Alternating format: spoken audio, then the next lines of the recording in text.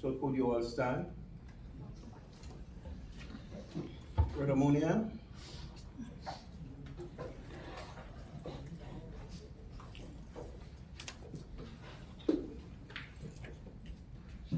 Good morning, brother. Good morning. Happy high day. To you too. Day. Yeah.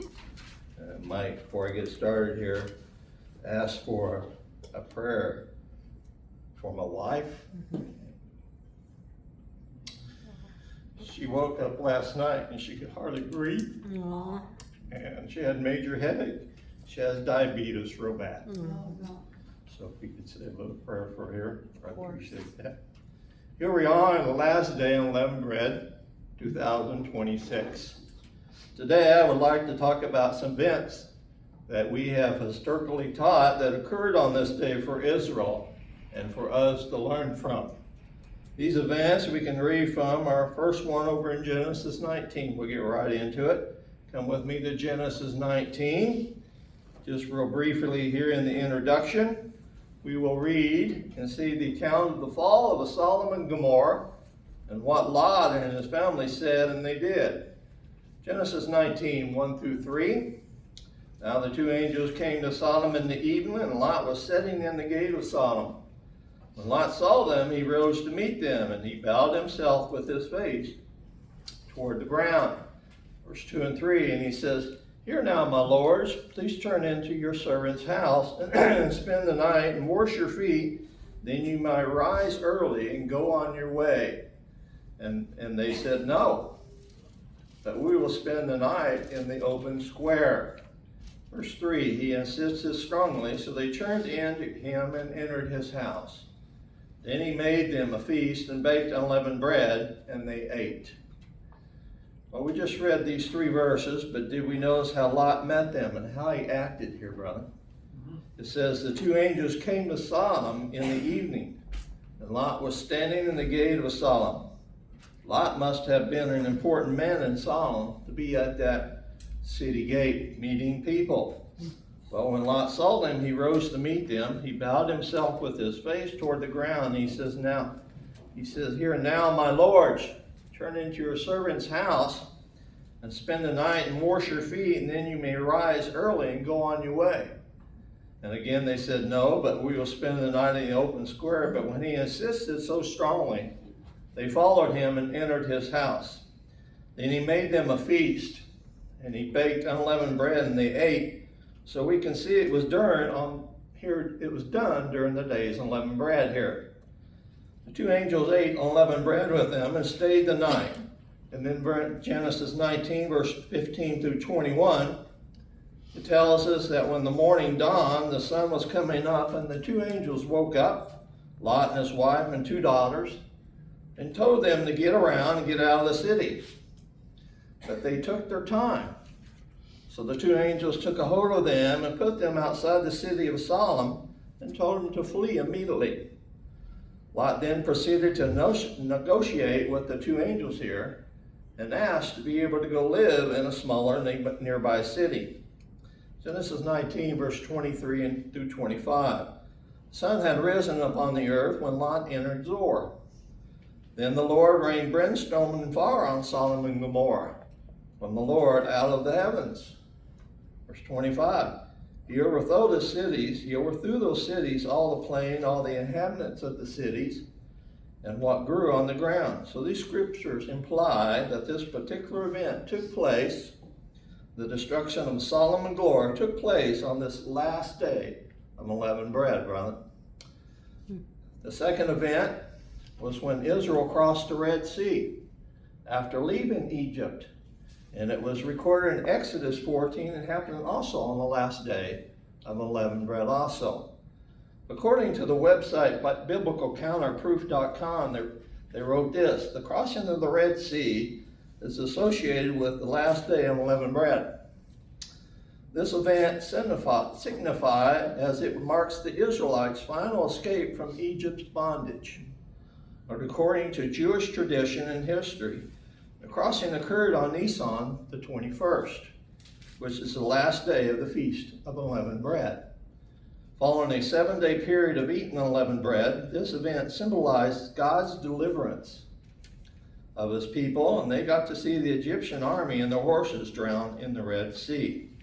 You can also Google this on your phone and put, what does the walls of Jericho have to do with the last day of unleavened bread, or the unleavened bread?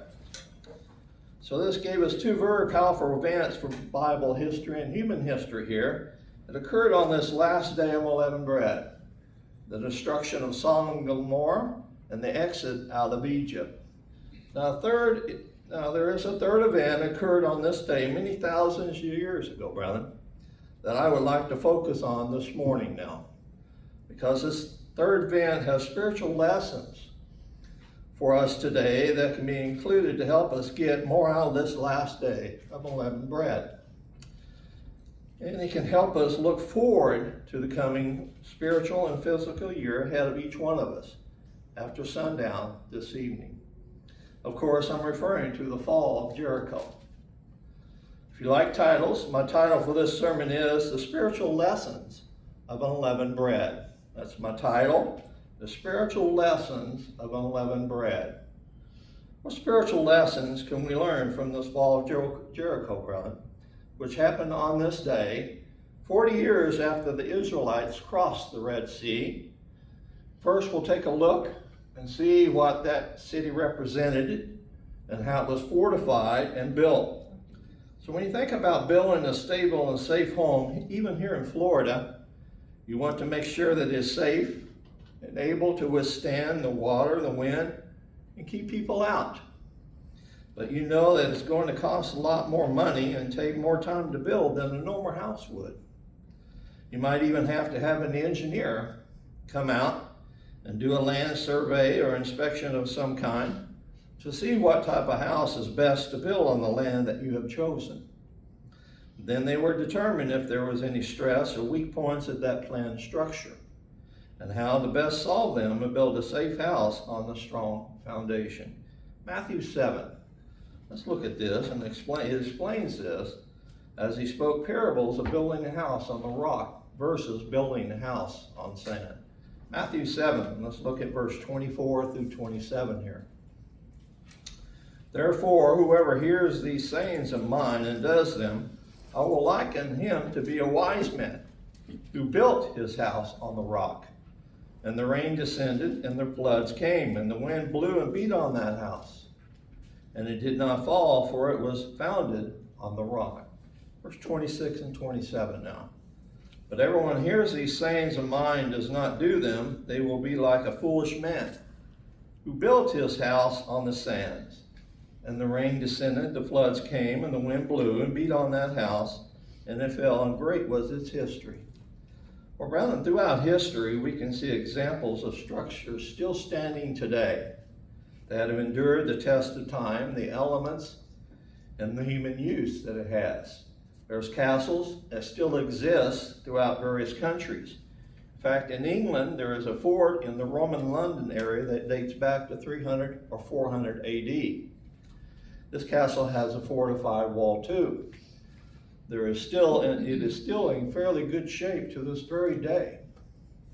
The Bible tells us about Jericho and that it had a fortified wall that was stronger than anything the Israelites had ever encountered. Come with me now to Joshua chapter 6. Let's turn over there and take a look at this fortified city. From some historical background, let's keep in mind that Joshua took over leading the children of Israel after the death of Moses, and is supposed to lead the children of Israel into the promised land. But first, they had to conquer the city of Jericho. Joshua 6, verse 1. Now Jericho was securely shut up because of the children of Israel. None went out, none came in. This verse says that Jericho was securely shut up because of the children of Israel, brother. They were afraid of the children of Israel. And yet, they were set inside one of the most strongest built cities at that time. And they didn't realize that. No one was allowed to go out. No one was allowed to come in. Now, when the researchers and historical scholars say that this was a secure and a fortified city, I mean, they meant it, brother. They meant it very strong. Based on some of the findings at the ruins of this city, they found out the walls that went around that city was 25 feet high. And the thickness of those walls were approximately 20 feet thick, brethren. That's awesome. That's amazing. That's huge, brethren. Nothing back then compared to it. So when you think about the dimensions of the outer wall, this gave the soldiers the ability to look out for miles in every direction and be able to defend the city very well. This city was a sign of military power and strength, and they believed that no one could get in and overtake this city. Well, how wrong were they about to be? And what weapons would the Israelites have to use to invade that city, brother? One important thing we did not see was that no matter how strong this city was physically and military, it was a spiritual symbol of sin here. Just like Egypt and Sodom and Gomorrah were also symbols of sin. And God would bring down the walls of Jericho, because we can see throughout our Bible that the power of God, brother, the power of God is no match for human beings, physical strength and might. When the power of God is brought up to battle anything for those human beings who are willing to love and obey Him, it shows us that nothing, I mean nothing, can stand up to His power and His greatness. Nothing.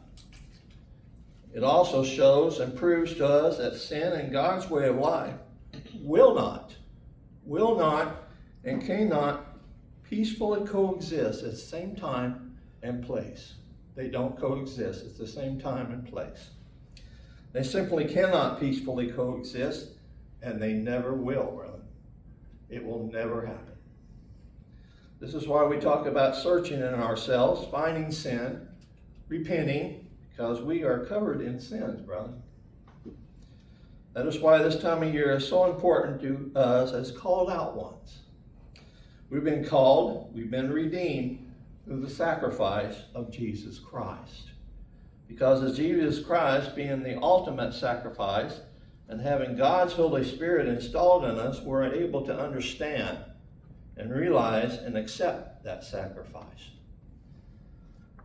We're also able to have faith and believe that our sins have been washed clean. They're gone. Washed clean, they're gone, brother. We can understand we have the ability to live a way of life that is in peaceful coexistence with God right now, even in this Satan end-time filled world, the sickness out there. So let's look at the story of Jericho, and then we'll come back and pick more up the lessons we can learn from the story of Jericho. Joshua 6, verse 2. Joshua 6, verse 2, and the Lord said to Joshua, "See, I have given Jericho into your hand, its kings, and the mighty man of valor." In this verse, God is making it very, very, very clear to Joshua that I have given you this particular city. Now, if you were Joshua, and if you're looking at that city that has walls that are 25 feet high and 20 feet thick, you might be thinking, well, that's great, God. But how are we going to get in? How are we going to fight off the armies while we're scaling the walls and knocking down the gates? We'll be picked off. Well, brethren, he doesn't know what God means here when he says, I have given you this city. Please give us a great battle plan because we're going to need it. Joshua 6 again, keep saying 3. Joshua 6, verse 3 through 5. And you shall march around the city, all you men of war. You shall go around all around the city once. For this you shall do 6 days. Let's read verse 4 and 5. And the 7 priests shall blow 7 trumpets of ram's horn before the ark.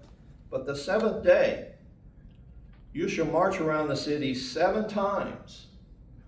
And the priests shall blow the trumpets. Verse 5, and it shall come to pass when they made a long blast with a ram's horn, and when you have heard the sound of the trumpet, that all the people shall shout with a great shout. Then the wall of the city will fall down flat, and the people shall go up every man straight before him. Well, we know that Joshua did not question what God had told him to do here, brother. But in verse 6 and 7, he said this to the priest and the people. Verse 6, Joshua 6, verse 6, and Joshua the son of Nun called the priests and said to them, take up the ark of the covenant, and let the 7 priests blow 7 trumps of horn, ram's horn, before the ark of the Lord. Verse 7, he said to the people, proceed and march around the city, and let him who is armed advance before the ark of the Lord. On the 7th day you shall march around the city 7 times, and the priests shall blow the trumpets. So again, the command to march around the city 6 days for 6 consecutive days. Then on the 7th day, the last day of unleavened bread, they were to march around that city 7 times. So again, we see that a specific indication in history and geology, and the reference, it tells us that where Israel was encamped, brethren, it was approximately 1 mile from Jericho. The city itself, going around or marching around, was approximately 1 mile in circumference. So every day for 6 days, they would have to march around that city 3 miles, brother. It would be 1 mile in, 1 mile around, march around that city, and then of course 1 mile back to the camp.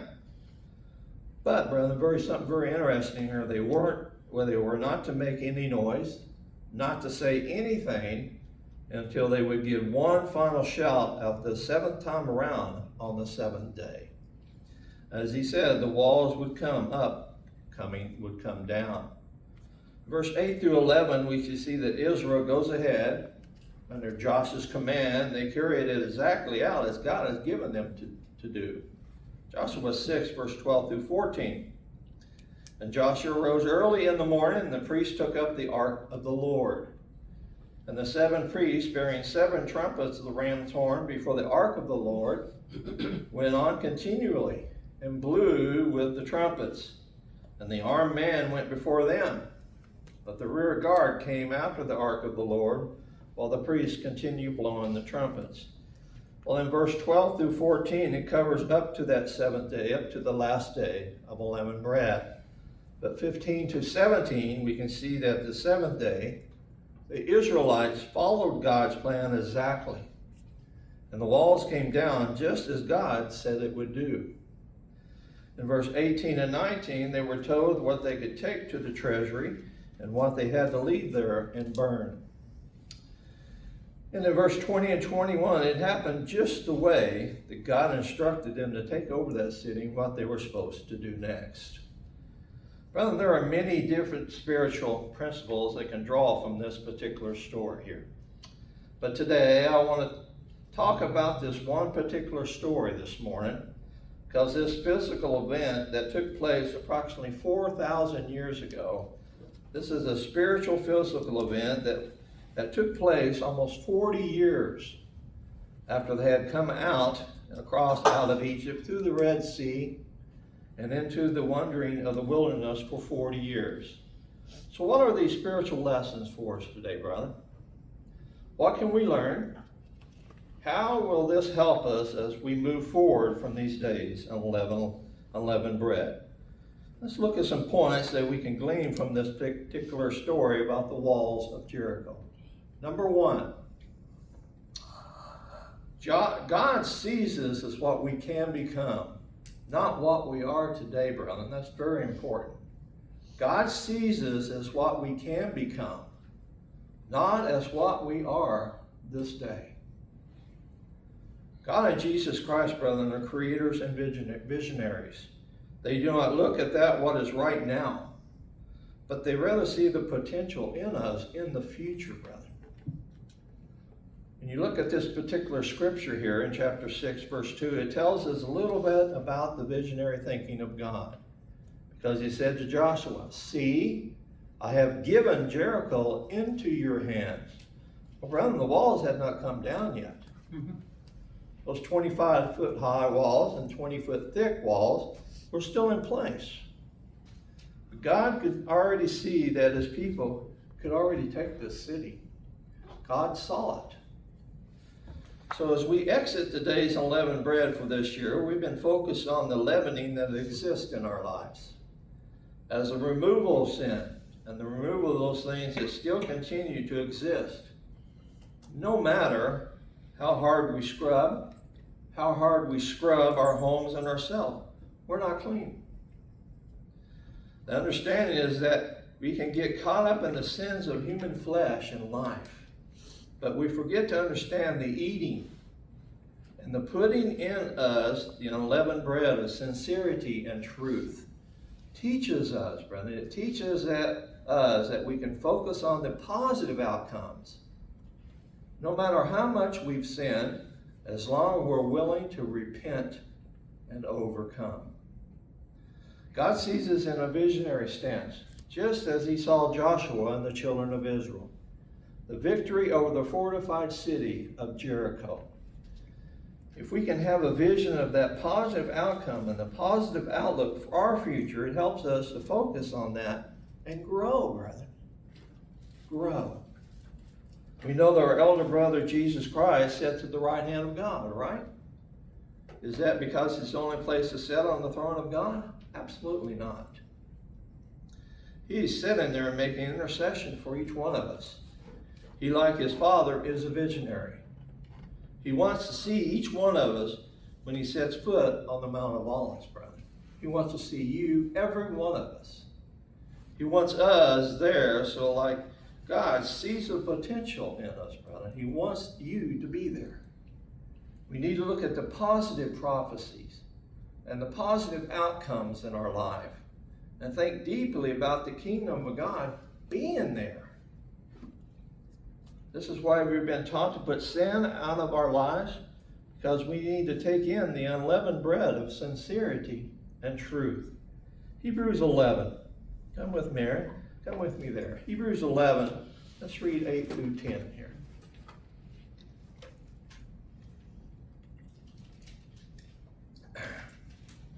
Hebrews 11, verse 8 through 10, it says, "By faith Abraham obeyed when he was called to go out to the place which he would receive as an inheritance. And he went out not knowing where he was going. By faith he dwelled in a land of promise as in the foreign country, dwelling in tents with Isaac and Jacob, the heir with him of the same promise." Verse 10, "For he waited for the city which has foundations, whose builder and maker is God." This verse tells us that Abraham obeyed God when he was called to go out to a place he didn't even know, and that he would receive as an inheritance. He went. He did not question God. He didn't try to negotiate with him. He just went, brother. He obeyed. He obeyed. Abraham packed up his family and his belongings, and by faith, he went and obeyed God. We know that God would provide for them. He knew that God would provide for them along the way, and he had faith if he needed something that he needed help with, and God would provide it for him. Abraham was definite, a servant of God who had a vision of the future. He saw what could be and what would be, and what it was, and not necessarily at the moment where he was. It was where God wanted him to be, brother. It was where God wanted him to be. He is a perfect example of a favorite servant of God. He just simply did what he had to do because he obeyed God the Father. Our second point is that we glorify God when we overcome sin. We glorify God when we overcome sin. God is glorified when we overcome sin. As we read the story of Jericho here, read the specific instructions that God gave to Joshua. And then Joshua gave those same instructions exactly to the children of Israel here. And they all obeyed those instructions. And God was glorified, and he blessed the Israelites. Throughout the Bible, we should always keep in mind that God is a God of specifics and wants us to follow his directions very close to what he says. If he says he wants it done this way, by the book way, brother, he means it. I mean, he means it. That is why he has given this handbook to us, our Bible, to follow what? Every day. To follow every day. You know, when we talk about the Ark of the Covenant, he wanted to carry it in a specific way too. We see the story of it ready to fall, and someone reached up to grab it, and they were destroyed as an end result of it. And God said, that's not what you're to do, he said. I want it done a very specific way. Throughout the Old Testament, again, we can see countless times God is very specific on how he wants things carried out. It gets back to the second point, brother. There's a reason for it. There is a reason for it. Exodus 17. Exodus 17, we'll see one of the earliest first teaching moments for Moses with Joshua here, the individual that we're reading about, who's leading the children of Israel against the city of Jericho. And early on, while he was in his training with Moses, he could see a particular situation in which there would be a training exercise for him. This was an actual war that would take place, and everyone had to follow God's instruction. God did this in a way that Moses was the teacher for Joshua. And Moses followed God's instructions very specific. And that was a good teaching tool for Joshua here. And that would lead him to understand and follow God's instruction later. Exodus chapter 17, verse 9 through 14. And Moses said to Joshua, choose us some men and go out, fight with Amalek. Tomorrow I will stand on top of the hill with the rod of God in my hand. So Joshua did as Moses said to him and fought with Amalek. And Moses, Aaron, and Hur went up to the top of the hill. Verse 11. And so it was, when Moses held up his hand, that Israel prevailed. And when he let down his hand, Amalek prevailed. Verse 12. But Moses' hand became very heavy. So they took a stone and put it underneath him. And he sat on it. And Aaron and Hur supported his hand, one on one side, one on the other. And his hands were steady until this going down of the sun. Verse 13 and 14. So Joshua defeated Amalek and his people with the edge of the sword. Then the Lord said to Moses, write this for a memorial in the book, and recount it in the hearing of Joshua, that I will ever blot out the remembrance of Amalek from under heaven. This was a teaching moment for Joshua, that he would remember as he received the instructions for God to go face Jericho, and he knew that it was God that it was going to bring down those fortified walls. So when Joshua heard these commands from God, this is how you're going to obey me, and I will tear down the walls, he didn't question God at all, brother. And he did not make a counteroffer. He obeyed and gave the instructions to the priest and the people. The understanding and awesomeness was that God's glory is magnified when we overcome sin. It is magnified. Let's go back to the story here in Joshua chapter 6. Let's pick up the story how God's glory is magnified in this particular situation of tearing down the walls of Jericho. Joshua 6 verse 4. Notice the details that God is going to give here. Joshua 6 verse 4, and it says, and the 7 priests shall bear 7 trumpets of ram's horn before the ark. But the 7th day you shall march around the city 7 times, and the priests shall blow the trumpets. Brother, why did God tell Joshua to use the priest? Couldn't Joshua had all of his generals, all of his captains, all of his majors, and all of his colonels do that? Couldn't he had 7 of them blowing these horns, blowing the trumpet, so they would give witness to the Canaanites there in Jericho? Well, there's a little bit of symbolic there that we need to understand here. Remember that the priesthood at this particular time in the Old Testament was representative of God here. And you can go back and see that the priesthood wore specific garments and wardrobe.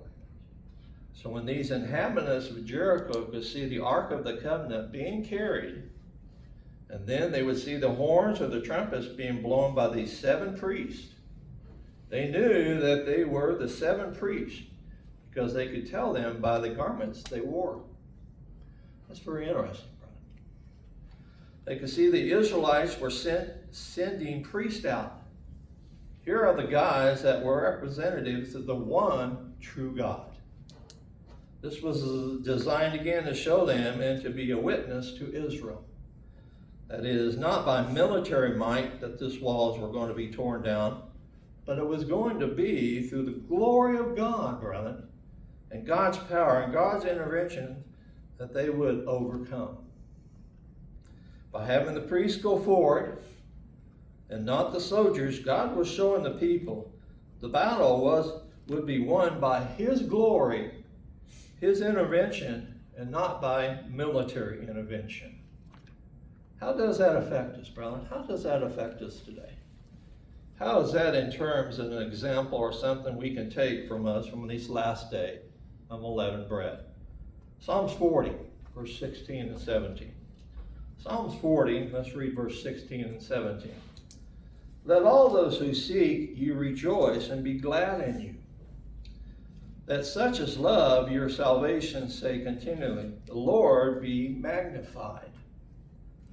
But I am poor and needy, yet the Lord thinks upon me. You are my help and my deliverer. Do not delay, O my God. God's glory magnified when we submit to Him, brethren. We strive to overcome sin. When we face the challenge of sin, when we face the challenges of de-leavening, when we face the challenges of not allowing that leavening to come back in us. We also understand that when we are overcoming those things that we have put out our lives, it's the glory of God, brethren, that has been magnified as a result of us submitting to Him. If you can simply drop to your knees and pray and say, I need your help, Father. It's not by our might, but by your power, God. You can magnify this blessing in each and every one of our lives. And you can help us resist sin now and throughout the year. Philippians 1, verse 9 to 11. Philippians 1, verse 9 to 11. And it says, in this I pray that your love may abound still more and more in knowledge and all discernment, that you may approve the things which are excellent, that you may be secure and without offense till the day of Christ. Be filled with the fruits of righteousness, which are by Jesus Christ to the glory and the praise of God. There's that word sincere again, brethren, as in unleavened bread of sincerity and truth. And we are to be filled with the fruit of righteousness.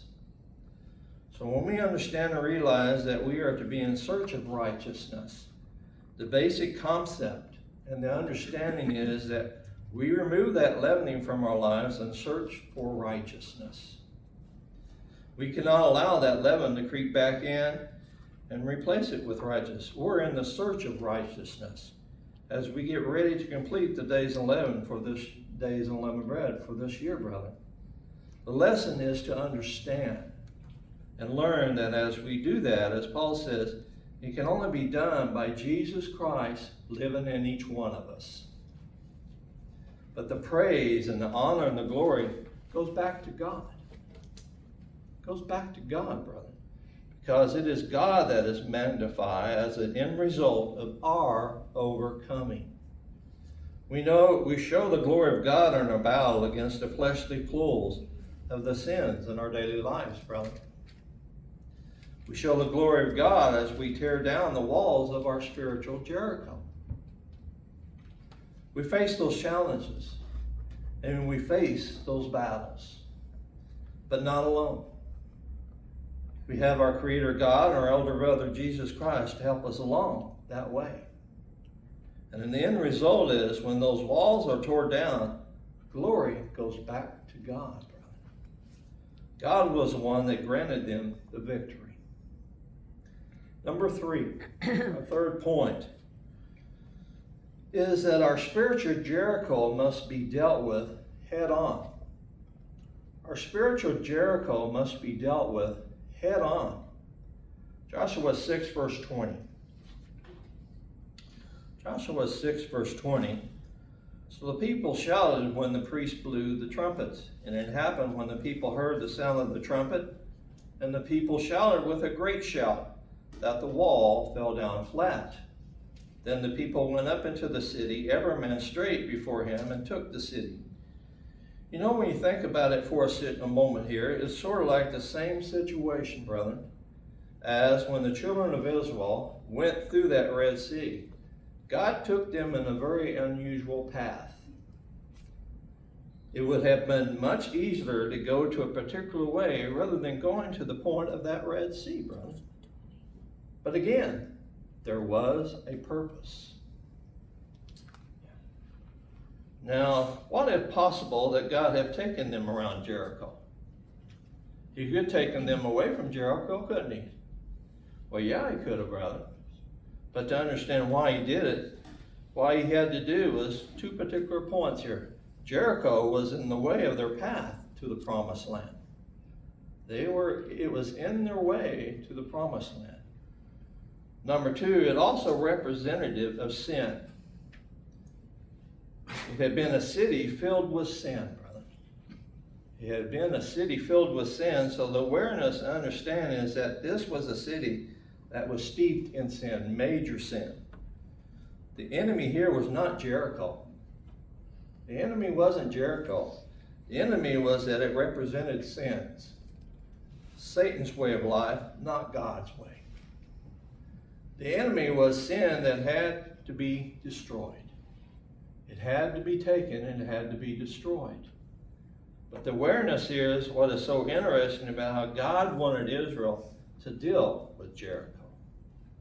Let's remember, those walls were 25 feet high, 20 feet thick.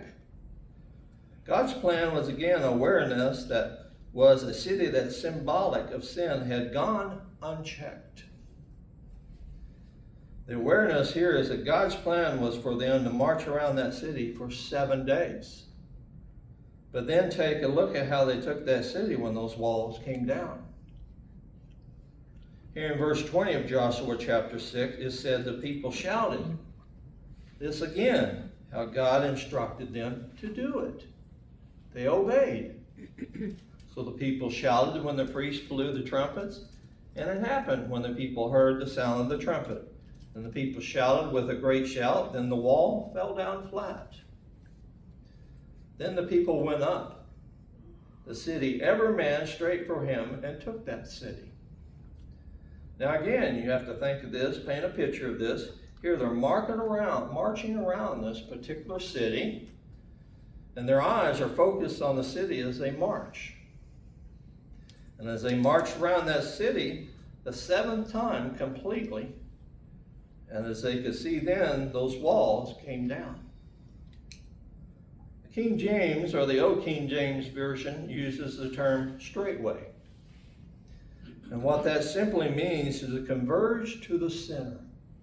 Straightway means converge to the center. So you have all the army of Joshua and the army of Israel, and what they did was they went, boom, right to the center of that city. All around that city, and they converged right on the center of that city. Again, what was the city symbolic of, brethren? Sin. It had to be destroyed. When God was showing them, if you don't nip around with sin, you don't deal with the corners of sin, you go right at the center of it and you deal with it, get rid of it. The point is that there is a lesson in how to deal with sin, because once those walls came in, they converged in the center. They boldly went into that city, brother. They boldly went into the city. What is the spiritual analogy for us, brother? What is the spiritual analogy here? Hebrews 4, chapter 16. Hebrews 4, verse chapter 16.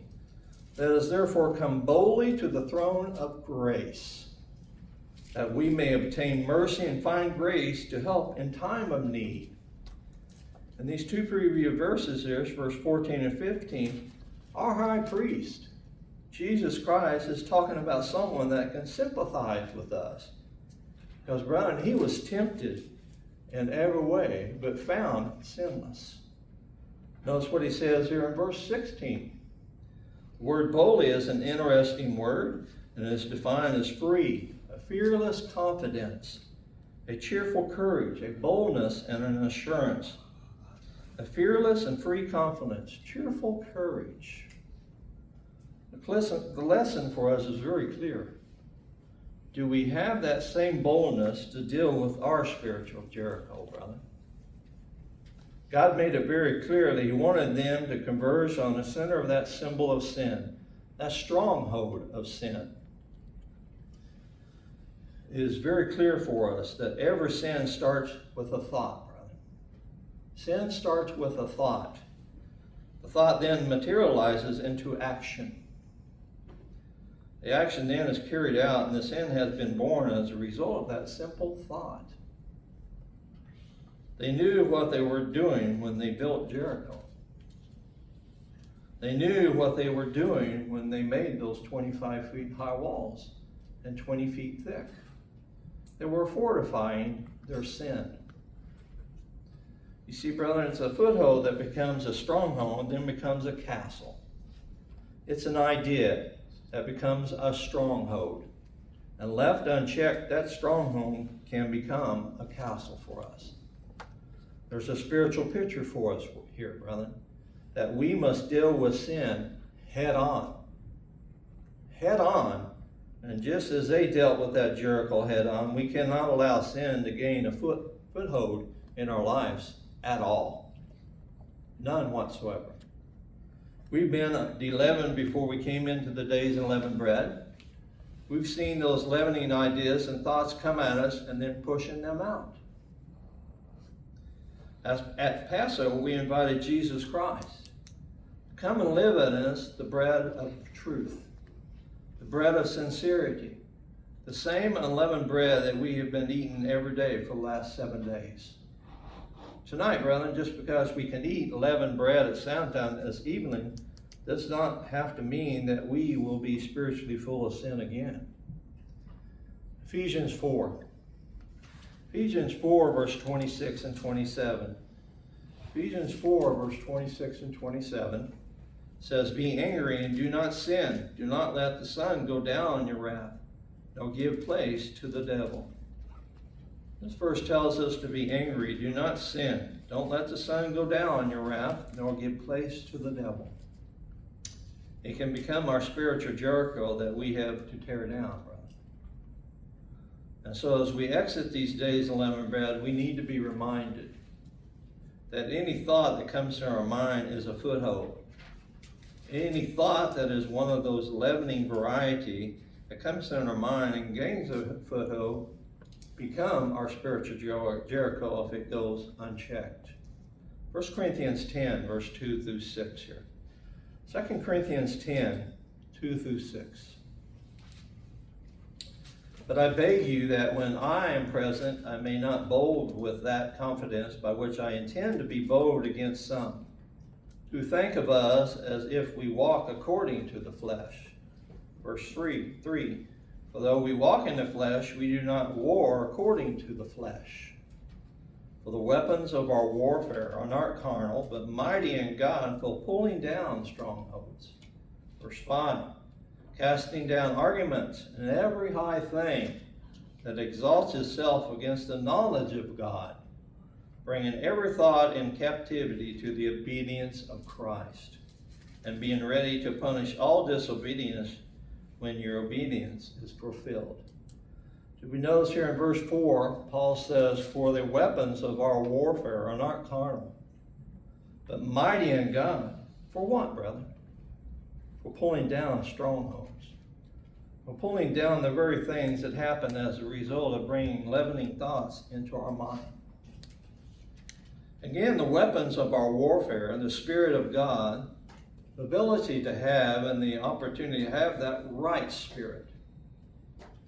To have the spirit that is in search of righteousness. To Have that spirit is allowing the unleavened bread of sincerity and truth to dwell in us long past sundown this evening, brother. Long past sundown tonight. It's that simple. Just as physical Jericho was thought to be safe and not able to be taken, the reality was that it was physical. And God helped the children of Israel take it down. So too, the awareness is that as we leave the days of unleavened bread now, we must move forward with an understanding and an awareness that we cannot, spiritually speaking, give up, brother. Don't give up. No matter what comes at each one of you, don't give up, brother. Go to God. Deuteronomy 30, verse 19. Deuteronomy 30, verse 19. He says, I call heaven and earth as witness today against you, that I have set before you life and death, blessings and cursings. Therefore choose life, that both of you and your descendants may live. Always gets back to choices, doesn't it, brother? Always gets back to choices in our life. And so the question in terms of our choices is, what do our desires, where do our desires lay, brother? Is or are those walls of Jericho so high that we just simply say, I just want to get to sundown tonight so I can have that nice hand-tossed pizza with that soft dough? That sounds good. So we have to ask the question, where do our desires lay? If we have the answer to that, then we got no problem putting the work in, brother. We got no problem putting the work in to deal with our spiritual Jericho. Psalms chapter 119. Psalms 119, let's look at 1 through 3 here. Blessed are the undefiled in the way, who walk in the law of the Lord. Blessed are those who keep his testimonies, who seek him with their whole heart. They also do not iniquity. They walk in his ways. Well, brother, now in order to seek God with our whole heart, it stands to reason and understand that you're going to have some understanding, obey, and do the work. There's some work that has to take place in each one of us, brother. We have to want it. Verse 3 also says, do no iniquity and walk in his ways. Verse 10 says, with my whole heart I have sought thee. Oh, let me not wander from your commandments. Verse 20, my soul breaks with longing for your judgments at all times. And finally, verse 40, behold, I long for your precepts. Revive me in your righteousness. The righteousness of God in which no sin exists. The righteousness of God that is in our lives, brethren, comes from the unleavened bread of sincerity and truth. That needs to remain in us, brethren, all year long. As we exit the days of unleavened bread, it reminds us that we have to come to an understand when we talk about desire. Because if there is no desire to change, then we won't. However, if we desire to change, we desire to move forward, then we have been given a help to conquer our spiritual Jericho, brother. Psalms 119 tells us very clearly that if we are going to win the battle, we must seek him with our whole heart, every day, every moment. 1 John 4, verse 4. 1 John 4, verse 4. You are of God, little children, and have overcome them, because he who is in you is greater than he who is in the world. The desire to change the work that is required in order to defeat and deal with our spiritual Jericho. When we observed the Passover and took that bread of unleavened bread, which is the symbolic of Jesus Christ's body, we were permitting Jesus Christ to come and live in us. And since Jesus Christ has already defeated Satan, the devil, There is a power that resides within us, brethren, from Jesus Christ, by the gift of the Spirit of God. We need to desire to change. We need to move forward. And we have that desire to understand, and we will tear down those walls, brother. We will fight against sin. Romans 8, verse 37. Romans 8, verse 37. Yet in all these things we are more than conquerors through him who loved us. Conquerors from the Greek here means a surpassing victory.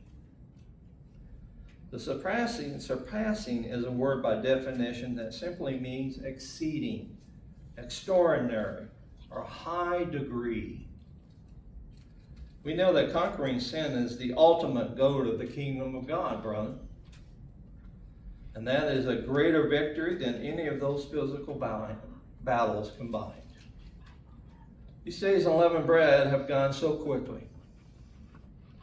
Here in just a few hours, the sun will go down, and we'll be back to leavening in our lives, physical speaking. But the lessons of unleavened bread should not leave us, brother. The lessons of spiritual Jericho is tearing down the walls should not leave us either, brother. They should stay with us, like I said, all year long. Let's look at our final chapter here. Hebrews 11, verse 30, as we come to a close. Hebrews 11, verse 30. It says, by faith, the walls of Jericho fell down as they encircled for 7 days. He says, by faith. The walls of Jericho fell down after they encircled for 7 days. Not by military power, not by physical might, but by the faith of a people who said that this is my God, and this is what my God commands of me, and this is what I am going to do. Well, thousands of years ago, our forefathers stood at the city called Jericho. It was a stronghold that stood between them and the promised land. What was Israel focused on when they marched around that city, brother? What were they focused on? And what should we be focused on today? Hebrews 11, verse 30 tells us by faith, those walls of Jericho came down. The lesson can't be more clear than that, brother. As we leave these days of unleavened bread, let us move forward in faith. And let's see our potential, how great it can become as God sees us. Let us allow God's glory to be magnified in us and everything that we do. Let us deal with our spiritual Jericho head on, obey, and love and serve God. And he will truly do his part. And the walls of our spiritual Jericho will come tumbling down.